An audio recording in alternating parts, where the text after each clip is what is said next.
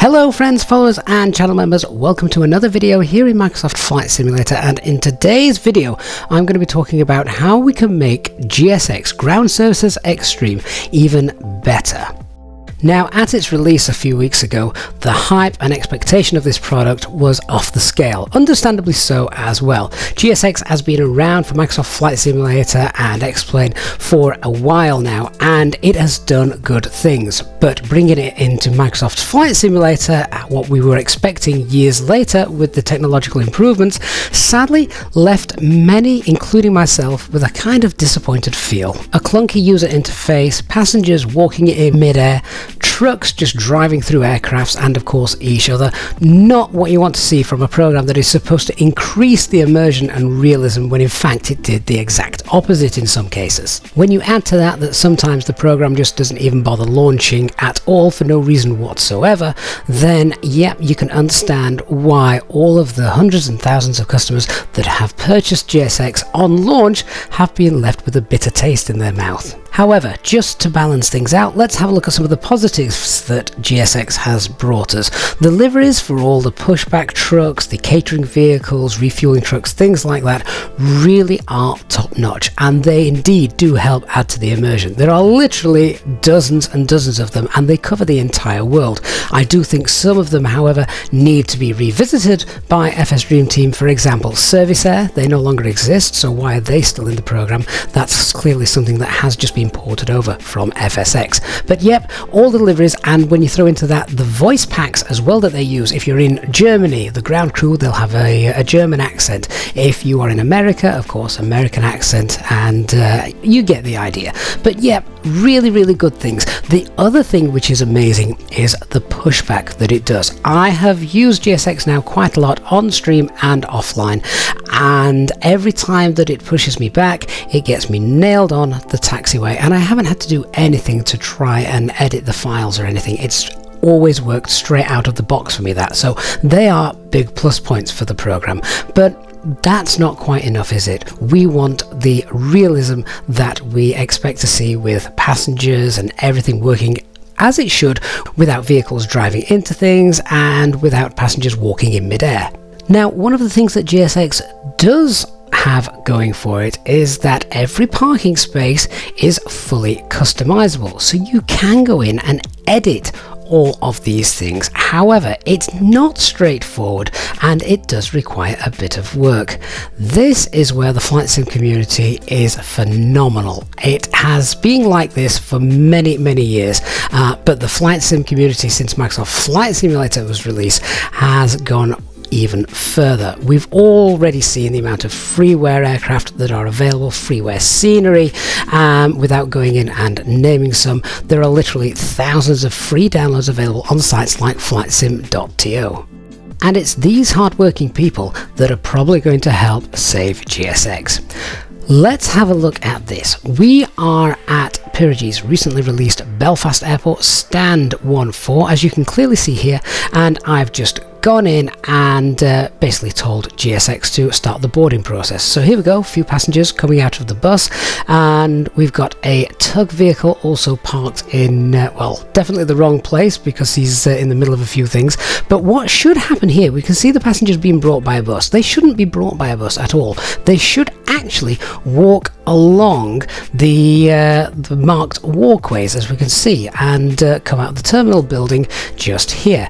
This is something that you can of course go in and do and try and edit for yourself. Now, I had a go with the editor and it was just not intuitive. It's not as straightforward as it probably should be in 2022. So how can we make GSX Ground Services Extreme work how we want it to, how we expected it to, out of the box? Let's have a look. So the first thing you're going to want to do is to increase the density of the passenger numbers. Let me show you how to do this. So we need to go to GSX and open up the settings page. Once we're there, navigate to timings, And then using the top slider, you can see this is the density, and you can turn this to, well, I've got it now put to insane. Now, this does require a decent graphics card because it's going to put quite a bit of load on your PC. So you can obviously check this out for yourself. But all this means is that the passengers won't just come out in dribs and drabs in a really kind of sparse, orderly fashion. They're going to be much more realistic, families walking together, that kind of thing, which is obviously more realistic. Next then, we need to set up a few things in GSX itself. From the FS Dream Team installer, we need to configure GSX. Now, this is where we want to tell the GSX program to exclude all third-party scenery. This is all your custom airport sceneries. Now, this is because GSX, what it does is it automatically adds its own jetways to every airport in Microsoft Flight Simulator, and those jetways are the jetways which the virtual passengers walk down. But not only do they replace the default jetways from the Azobo default airports, they will also add a GSX jetway to your custom scenery airports. So some cases you load into your handcrafted airports, your downloaded scenery airports, and you might find two jetways, one on top of the other. One is from the handcrafted airport and the other is a GSX jetway. You don't want both, obviously, so you need to go in and exclude all these third-party add-on airports from GSX. Now, as you can see here on screen, there's actually a button to do this automatically, the exclude third party button. So go ahead and press this. It will quickly scan your community folder, see what third party scenery and airports you've got in there, and it will exclude them. So there we can see things like Keflavik. We've also got Edinburgh Airport in there, the Belfast Airport as well, Echo Golf Alpha Alpha. But if you scroll through this list, you'll see that actually it's not caught every one of those airports I've got in my community folder. In fact, for some reason, Manchester's missing. I know I've got Mako Simulations, Echo Golf, Charlie Charlie in there. So the exclude third party button doesn't always do the job fully. So you're going to have to go through and check that all of your scenery that you want to be excluded is actually excluded. Again, this is a real pain and something that I find quite frustrating again on the side of GSX, but nothing we can do about it for now. Let's just go through and find that. And whilst I'm here, I know that I've got Stansted and Gatwick in the community folder as well as handcrafted scenery, so let's go ahead and remove those. Once you've gone through and done that, make sure you hit the apply button, and so it will add those to the excluded list and won't add in its own jetways to those airports. Right, so now that is done, let's go and see just how amazing the Flight Sim community really is. If we head over to flightsim.to, a place where there are literally thousands of free add-ons available, go to Other, and then down at the bottom under Miscellaneous, there is a section for GSX Pro Profiles. Click into this and you will see that the Flight Sim mod community has been hard at work since GSX has been released, and there are dozens and dozens, over 200 already, custom profiles set up for almost all of the major handcrafted released airports. Not just those as well, but even some default ones. You can see which ones are available just by scrolling through, and of course you can do a search for them as well. So today, as I am currently sat at Pyrrhu's Belfast Airport, we can see a GSX profile has been made for this one. All you need to do is go ahead and download it. Once that's done, we're going to go ahead and install it. Now, this is not quite as simple as just dropping it into your community folder. Once you've got it downloaded, navigate to wherever you've saved it and obviously extract the files. And this is the one that we're looking for, the configuration setting file. This is the one that contains all of the information that GSX needs in order to update all of the parking positions, where the passengers are going to emerge from, how they're going to enter the aircraft, etc. And things like fuel trucks and baggage loadings as well. It customizes all of the parking stands. Now, unlike every other add-on which we would just drop into the community folder, of course, this is useless to Microsoft Flight Simulator. It is only read by GSX, so we need to go and put it in the correct folder for GSX. So let me just go ahead and cut this, and in order to find the correct place, I find the easiest way is to navigate to your community folder and then just go back a few folders till you've found your app data, and then you want to pop it in roaming, Virtuali, and then GSX. From there, the Microsoft Flight Simulator folder, you can see the full listing here at the top, and we're just going to go ahead and drop it in there.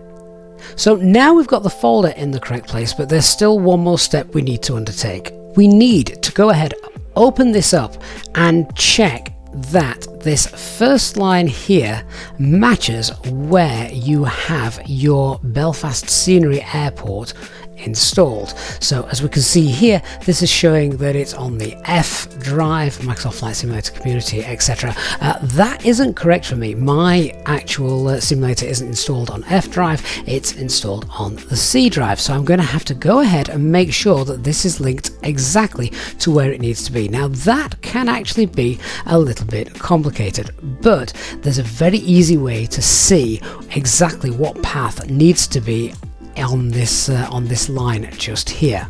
When in Microsoft Flight Simulator, if you open up the GSX settings and select the customize airport positions, this opens up the editor and instantly creates a file in that folder for you, which will automatically have the correct location linked at the top here for your computer and scenery. So just for example, before I started filming this video, I messed around with the custom editor in GSX trying to create parking positions and correct passenger placements for Brussels Airport and Doncaster Airport. If I open one of these up, I will see that this is the location of the scenery that needs to then be copied over to anything that I've downloaded from the flightsim.to, just to make sure that they're in the correct place. So this is the line essentially to my community folder. So if I just highlight and take the first part of this and press Ctrl C to go ahead and copy that in, find the one that we've just downloaded at Belfast, and then all I'm going to do is paste that in, and we can see that now links up to where my community folder is and the Belfast scenery. I understand that this is not just as straightforward as dropping things into the community folder, but this is the only way that we can go ahead and use the files that we go ahead and download. And to be honest, once you've got the hang of doing this and you know this location, you can just copy paste for any of the files that you download from flightsim.to, and it is significantly faster than having to create all of the parking places yourself, because kind folk in the flight sim community have gone ahead and done this for you. Once you've done that, of course, all you need to do is go ahead and save that. Right, let's go back into the sim. So now this time back at the same parking stand, I've told GSX to begin the boarding. Have a look at the tug position. That looks like it's in a much better place. It's not interfering with any of the scenery that the airport has. Have a look at the baggage carts as well. Instead of loading our bags using the heavy hydraulic lifts, we're just going to have a nice baggage handler gently placing our luggage onto the conveyor belt. Now, what about those passengers? Well, here comes the dispatcher and the flight crew. I must admit, this was also the first time I had ever seen the dispatcher clipboard in hand with GSX, so I got quite excited when I saw this. First time for everything. Clearly there's a setting that has been ticked here. Have to go and find that, because yeah, this looks really nice, and of course they're following the correct walkway as well for this scenery. The bags have been loaded as we expected, no heavy loading equipment or anything like that as you would find with a much larger aircraft, but guys just gently placing those suitcases on the conveyor belt as would be much more realistic for an A320. But this is where GSX with the proper configuration can really shine. Look at the passengers emerging from the terminal just as they should be, walking between the barriers, the correct walkway and everything. And remember, we set the density to insane, so the passengers are nicely all huddled together, walking in families. And I don't know whether this was just completely random, but I saw the older, slower passengers at the back. So it's that kind of little thing there that really adds to the immersion. So it can work and it can look amazing once everything has been set up correctly. Let me know what you think about GSX now down in the comments. It's been out for a couple of weeks. I'd be very interested to see what you guys think with regards to the flight sim community adding these mods available for download for free, of course. Remember, it's not the first time we've seen mods helping to come along and save a payware program. Thank you so much for watching. I hope you have found this video useful. If you have, then please do leave a like down at the bottom, and of course if you're new to the channel, don't forget to hit that subscribe button, and of course turn on the notifications bell so you don't miss any more future videos and live content. Thanks very much for watching. I will see you all again in the next one. Bye bye for now.